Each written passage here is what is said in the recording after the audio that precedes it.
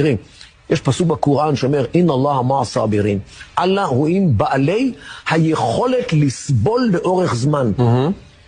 תבין, סבר, אין לנו מילה כזאת בעברית, כי אין לנו מושג כזה בעברית.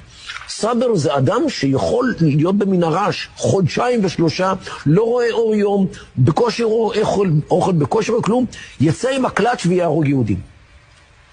למה? כי יש לו את היכולת לסבול לאורך זמן. וזה לא ברור עם החברה הישראלית. אז אתה אומר שבעצם הפנטזיה הישראלית שאולי נגיע זה נקודת שבירה של החמאס, שבה החמאס פשוט באמת או ייכנע או יקרוס לתוך עצמו. חיים למען אללה. אללה איתם. הם לוחמי ג'יהאד. אנחנו לוחמי חירות ישראל, ובסדר, אנחנו לא לוחמים מחיי קודש. אלא פה המרכיב הדתי הוא דומיננטי אצלם. אצלם אללה הוא השחקן העיקרי במשחק, אם הוא לא השחקן היחיד. אצלנו הקדוש ברוך הוא, אם הוא בכלל במגרש, הוא שחקן ספסל.